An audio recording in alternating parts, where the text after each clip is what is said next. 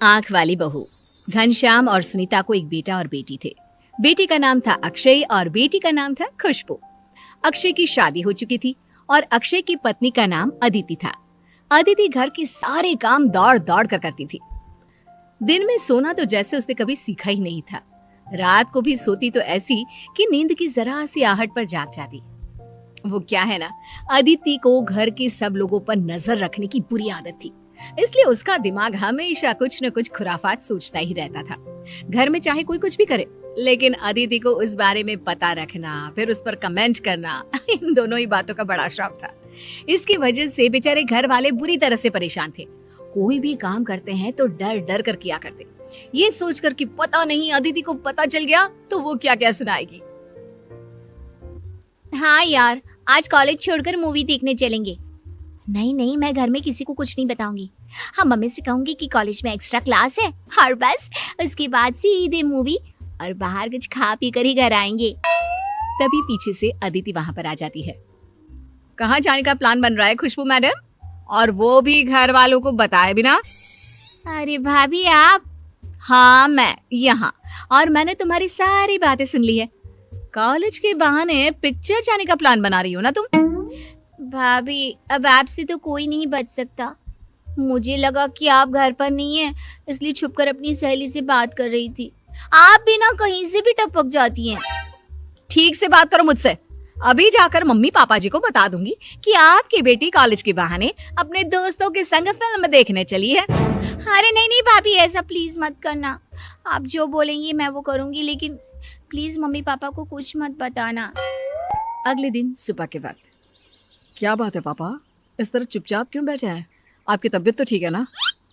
अब क्या बताऊं बेटा, इस उम्र में घर पे पड़े मन नहीं लगता। रिटायर्ड हो चुका हूँ, अब तो कोई दोस्त भी नहीं है।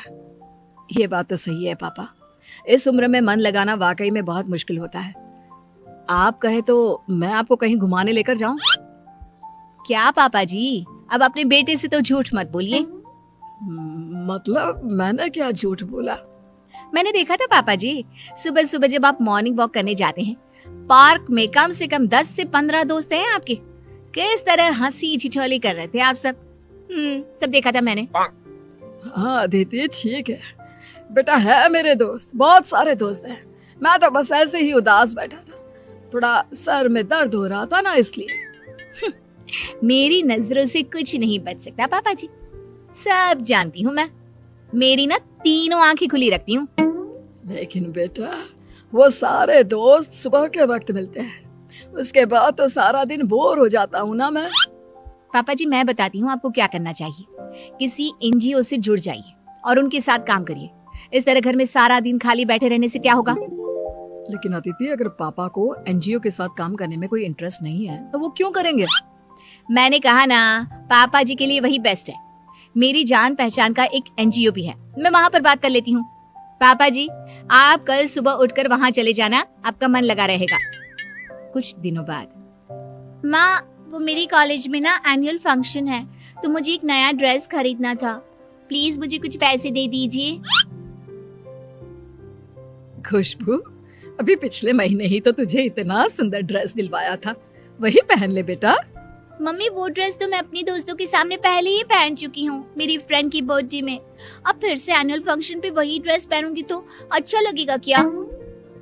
तू बहुत बिगड़ती जा रही है, मेरी कोई बात नहीं सुनती खुशबू।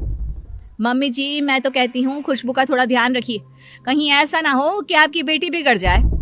लेकिन भाभी, मैंने ऐसा किया भी क्या? ड्रेस खरीदने से बिगड़ने का क्या कनेक्शन है? चलो ड्रेस खरीदने से ना सही, लेकिन छुप छुप कर मूवी देखने जाने से तो कनेक्शन है ना। क्या कहा तुमने? कौन जाता है छुप छुप कर पिक्चर देखने? आपकी बेटी खुशबू, और कौन पापा जी। और क्या पता ये नया ड्रेस किस लिए खरीद रही है। हो सकता है आप लोगों से झूठ बोलकर कल को शहर के बाहर पिकनिक मनाने भी चली जाए। भाभी, ये आप कैसी बातें कर रही हैं? और वैसे भी ये मेरी लाइफ है। कॉलेज लाइफ सबकी जिंदगी में एक बार ही आती है। अगर मैं उसे एंजॉय करना चाहती हूँ तो इसमें गलत क्या है? वो सब छोड़ो खुशबू, साफ साफ बताओ, क्या तुम हम लोगों से झूठ बोलकर फिल्म देखने गई थी? नहीं मम्मी, ऐसा कुछ भी नहीं है। भाभी तो कुछ भी बोलती है। अच्छा, मैं कुछ भी बोलती हूँ? एक मिनट रुकिए मम्मी जी, मेरे पास ना सबूत है इस बात का। अदिति अपने फोन में खुशबू और उसकी सहेलियों का फोटो दिखाती है जिसमें वो फिल्म देखने गए थे। लेकिन भाभी, आपको ये पिक्चर्स किसने दी? कौन देगा? उस दिन मैं तुम्हारे पीछे पीछे गई थी तुम पर नजर रखने के लिए कि आखिर जाती कहाँ हो तुम।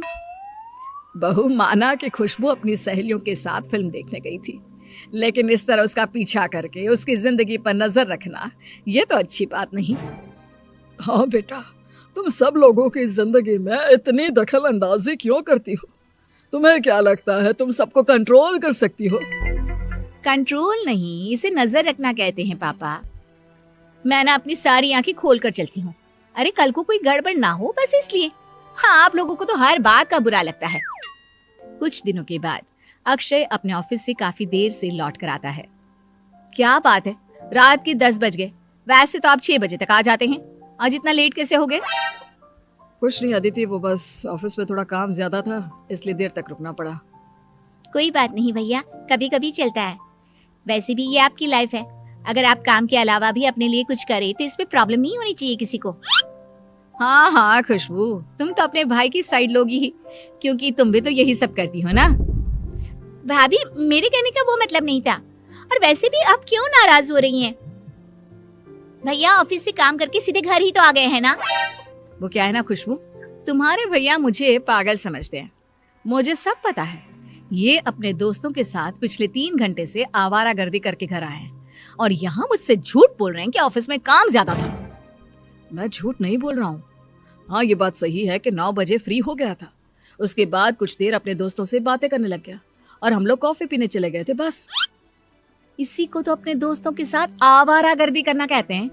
बीवी से झूठ बोलकर दोस्तों के साथ घूमते हो आप। लेकिन अदिति, तुम्हें कैसे पता चला कि मैं अपने दोस्तों के साथ कॉफी पीने गया था? अरे पता कैसे नहीं चलता, आपके दोस्त को फोन करके सारी खबर ले ली थी मैंने। आप पर पूरी नजर रखती हूँ मैं, मुझसे कुछ भी छुपाने की कभी भी कोशिश मत करना। अदिति, माना कि मैं तुम्हारा पति, लेकिन मेरी भी कोई पर्सनल लाइफ है, इस तरह नजर रखने का क्या मतलब है? अब आप इसे कुछ भी समझे, बस ये आदत है मेरी। और सुनो, अगली बार से ऑफिस से सीधे घर आना, समझे? घर में एक बीवी भी है जो तुम्हारा इंतजार करती है। आए बड़े दोस्तों के साथ कॉफी पीने वाले। इतना कहकर अदिति वहां से चली जाती है। उसके जाने के बाद, भैया आपको नहीं लगता भाभी हम सबकी लाइफ को कुछ ज्यादा ही कंट्रोल करती है? मेरा मतलब आप और मैं तो क्या, लेकिन उन्होंने तो पापा को भी नहीं छोड़ा। वही तो, मैं भी परेशान हो गया हूँ अदिति की इस आदत से। हर बात पर नजर रखती है। यार, मेरे किसी दोस्त का कॉल आया, मैंने उससे बात क्या कर ली, मैं कहाँ जा रहा हूँ, क्या खा रहा हूँ, ऐसा लगता है जैसे मेरी पर्सनल लाइफ तो है ही नहीं। और मैं अपने बारे में क्या बताऊं भैया, भाभी की नजरों से तो बचना बहुत मुश्किल है। अपनी किसी सहेली से फोन पर बात भी करती हूँ ना, तो उसकी सारी डिटेल भाभी को पता होती है। जानते हैं, मेरी सारी सहेलियों के नंबर अपने फोन में सेव करके रखती है और कभी भी किसी से कुछ भी पूछ लेती है। वाकई में मेरी बीवी से तो भगवान ही बचाए। और फिर कुछ दिनों के बाद, बहू मैं जरा अपनी सहेली को मिलने जा रही हूँ, 2 घंटे में लौट आऊंगी। ठीक है मम्मी जी, जल्दी आइएगा, फिर शाम का खाना देर से खाते हैं तो प्रॉब्लम हो जाती है ना आपको। अच्छा अच्छा ठीक है, जल्दी लौट आऊंगी। शाम के वक्त, मम्मी जी आपने तो कहा था कि आप अपनी सहेली को मिलने जा रही हैं। हाँ, तो सुनीता अपनी सहेली को ही मिलने गई थी, और कहाँ जाएगी वो। पापा जी आपको नहीं पता, मम्मी घर से झूठ बोलकर सीधे अपनी सहेलियों के साथ पार्टी मनाने चली गई थी। अरे बहू, तुमने क्या हम सब के अंदर सीसीटीवी कैमरा लगाया हुआ है? तुम्हें कैसे पता कि मैं किसी पार्टी में गई थी? लेकिन मम्मी, अगर आपको किसी पार्टी में जाना ही था तो आपने घर पर हम लोगों से झूठ क्यों बोला? इसलिए झूठ बोला मम्मी जी ने, ताकि कोई ये ना कहे कि इस उम्र में भी उनको पार्टी करने का शौक है। उन्हें तो अपनी सती सावित्री वाली इमेज बनाकर रखनी थी ना। क्यों मम्मी जी, सही कहा ना मैंने?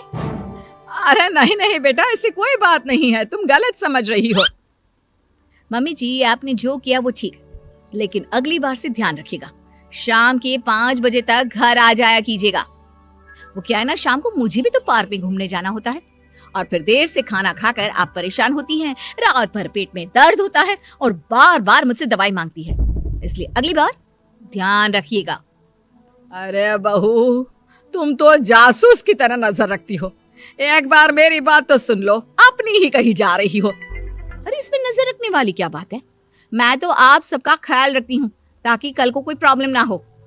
देखो बहू, मैं अपनी सहेली से मिलने जरूर गई थी, लेकिन मेरी सहेली के घर पर पार्टी थी, इस बात का मुझे अंदाजा नहीं था। अगर वहां पर पार्टी शुरू हो गई और उसने मुझे रोक लिया तो इसमें क्या परेशानी है? देखा अदिति, मम्मी ठीक कह रही हैं। इस तरह सबकी लाइफ में इतना ज्यादा इंटरफियर करना अच्छी बात नहीं है। और जिसे जो करना है वो करेगा ना। तुम सबकी जिंदगी कंट्रोल नहीं कर सकती।